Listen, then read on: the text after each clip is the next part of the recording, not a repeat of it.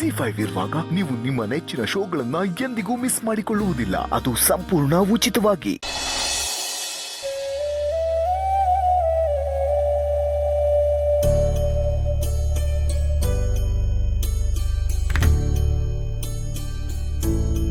ಮಾವ ಏನ್ ಮಾಡ್ತಿದ್ದೀರಾ? ನೀವ್ಯಾಕೆ ಅಡ್ಗೆ ಕೆಲಸಗಳನ್ನೆಲ್ಲ ನೋಡ್ಕೊಳ್ತಿದ್ದೀರಾ? ಬನ್ನಿ ಈ ಕಡೆ, ನಾನು ಅದನ್ನ ನೋಡ್ಕೊಳ್ತೀನಿ. ಪರವಾಗಿಲ್ಲ ಪೂರ್ಣಿ, ನಾನು ತುಳಸಿಯವ್ರಿಗೆ ಅಡುಗೆ ಮಾಡ್ತಾಯಿದ್ದೀನಿ. ನೀನು ಹೋಗಿ ಮಗು ಕಡೆ ಗಮನ ಕೊಡು. ಇದು ಬಾಣಂತಿ ಅಡುಗೆ. ಬಾಣಂತಿಯರಿಗೆ ಈ ಟೈಮಲ್ಲಿ ಏನೇನು ತಿನ್ನಬೇಕು, ಎಣ್ಣೆ, ಉಪ್ಪು, ಖಾರ ಎಷ್ಟಿರಬೇಕು ಅಂತೆಲ್ಲ ತಿಳ್ಕೊಂಡು ಮಾಡ್ತಾಯಿದ್ದೀನಿ. ಅವರೀಗ ಆರೋಗ್ಯದ ಕಡೆ ಗಮನ ಕೊಡಬೇಕು. ಊಟದಲ್ಲಿ ರುಚಿಗಿಂತ ಹೆಚ್ಚಾಗಿ ಆರೋಗ್ಯಕ್ಕೆ ಬೇಕಾಗಿರೋದೆಲ್ಲ ಇರಬೇಕು.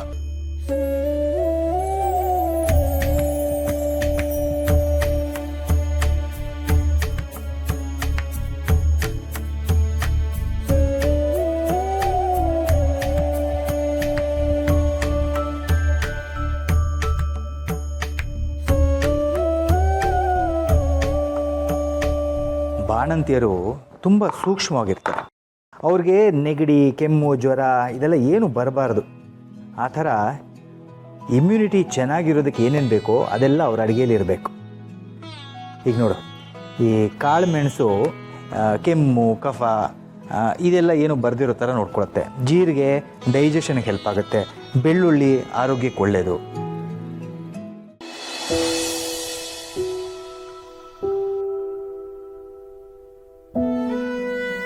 ಅರೆ ದೀಪಿಕಾ, ಏನಿದೆಲ್ಲ? ನೀನ್ ಯಾಕಿದೆಲ್ಲ ಮಾಡಕ್ ಹೋಗ್ತಾ ಇದೀಯಾ? ಯಾಕೆ ಏನು ಅಂತ ನೀವೇನು ಪ್ರಶ್ನೆ ಕೇಳೋ ಹಾಗೆ ಇಲ್ಲ.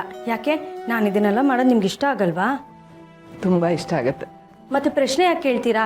ಶೀತ, ಕೆಮ್ಮು, ಕಫ ಏನೂ ಆಗಬಾರ್ದು. ಬಾಣಂತಿಯರು ಯಾವಾಗಲೂ ಬೆಚ್ಚಗಿರ್ಬೇಕಂತೆ. ಧೂಪ ಹಾಕಿದ್ರೆ ಕೆಮ್ಮು, ನೆಗಡಿ ಏನೂ ಆಗೋದಿಲ್ಲ.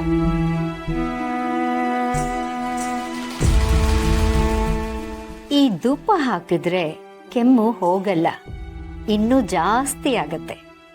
ಕೆಮ್ಮಿ ಕೆಮ್ಮಿ ಆ ತುಳಸಿ ಎದೆ ನೋವು ಬಂದು ಸಾಯ್ತಾಳೆ.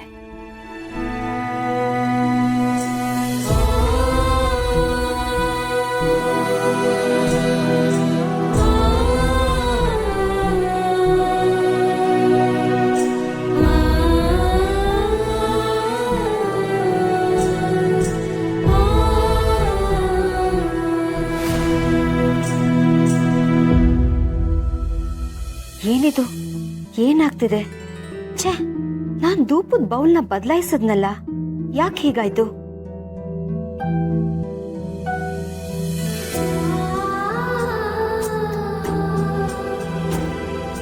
ನಿಮ್ ಕೈ ಕೊಡಿ. ಯಾಕೆ? ಯಾಕೆ ಏನು ಅಂತ ಪ್ರಶ್ನೆ ಕೇಳಬಾರ್ದು ಅಂದೆ ತಾನೆ? ಓ ಹೌದಲ್ಲ, ಸರಿ ತಗೋ.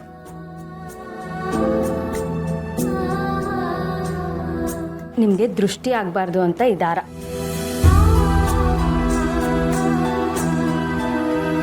ಪರವಾಗಿಲ್ವೇ? ನನ್ನ ಸೊಸೆಗಿದೆಲ್ಲ ಹೇಗೆ ಗೊತ್ತಾಯ್ತು? ನನ್ನ ಮುಂದೆ ಕೂತಿರೋದು ದೀಪಿಕಾ ತಾನೆ? ಹೌದು, ನಾನೇ. ಯಾಕೆ, ನನ್ಗೇನು ಗೊತ್ತಿಲ್ಲ ಅಂತ ಅನ್ಕೊಂಡಿದ್ರಾ? ನೀನ್ ಬುದ್ಧಿವಂತೆ ಅಂತ ನನಗೆ ಗೊತ್ತು. ಆದ್ರೆ ಏನು, ನನಗೆ ಭಾವನೆಗಳಿಲ್ಲ ಅನ್ಕೊಂಡಿದ್ರಾ? ಛೇ, ಹಾಗೆಲ್ಲ ಏನೂ ಇಲ್ಲ. ಆದರೆ ಇಂಥ ವಿಷಯಗಳೆಲ್ಲ ನಿನಗೆ ಹೇಗೆ ಗೊತ್ತಾಯ್ತು ಅಂತ ಆಶ್ಚರ್ಯ ಆಗ್ತಾ ಇದೆ ಅಷ್ಟೇ. ನಾನು ಅಮ್ಮಂಗೆ ಕಾಲ್ ಮಾಡಿದ್ದೆ. ಇದನ್ನೆಲ್ಲ ನಾನು ಅಮ್ಮನ ಹತ್ರನೇ ಕೇಳಿ ತಿಳ್ಕೊಂಡೆ.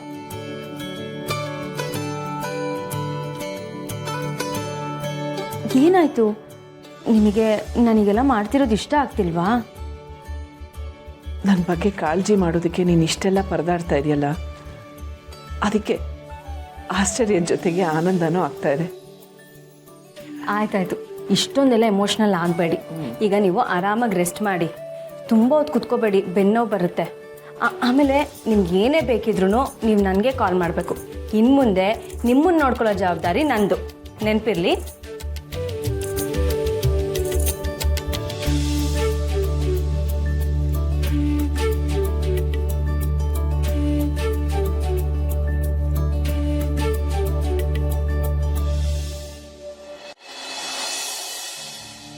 ತುಳಸಿಯವರೇ, ನಿಮಗೆ ಊಟ ರೆಡಿ. ಸರಿ, ಕೈ ತೊಳ್ಕೊಂಬರ್ತೀನಿ. ಏನು ಬೇಕಾಗಿಲ್ಲ. ಊಟ ನಾನೇ ಮಾಡಿಸ್ತೀನಿ. ಅಡುಗೆ ಮಾಡಿದ್ದು ನಾನೇ, ಊಟ ಮಾಡಿಸೋದು ನಾನೇ. ಇಲ್ಲಿ ಅನ್ನಿ.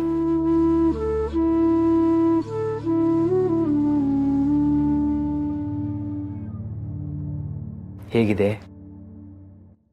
ತುಂಬ ಚೆನ್ನಾಗಿದೆ. ನನಗೆ ಗೊತ್ತು ತಿಳಿಸೋರೆ, ಈ ಊಟ ಅಷ್ಟೊಂದು ರುಚಿಯಾಗಿರಲ್ಲ ಅಂತ.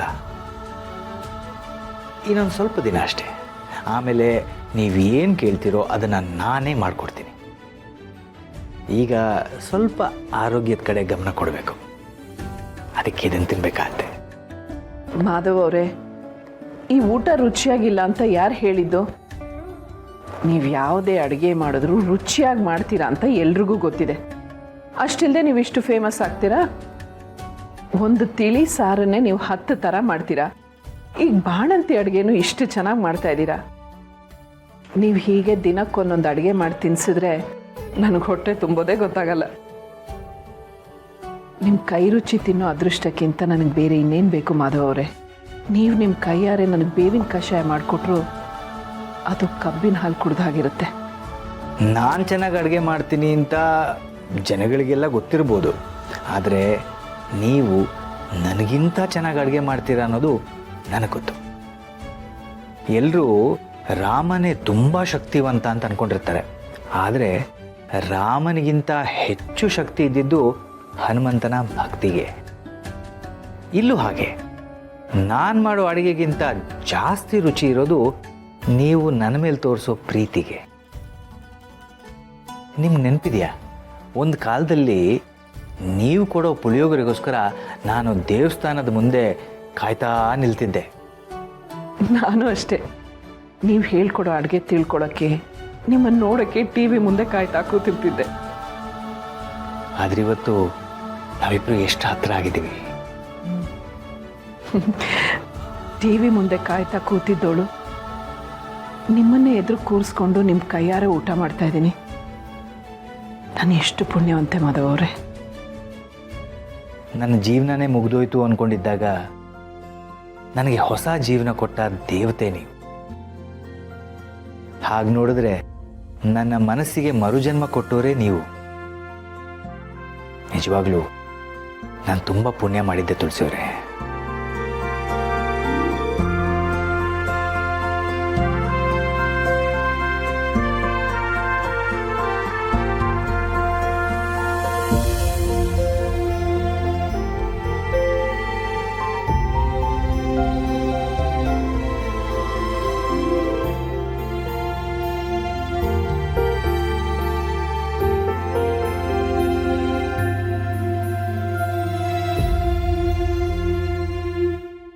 ZEE5 ಆಪ್ ಡೌನ್ಲೋಡ್ ಮಾಡಿ ಎಲ್ಲಾ ಸಂಚಿಕೆಗಳನ್ನು ಸಂಪೂರ್ಣ ಉಚಿತವಾಗಿ ನೋಡಿ.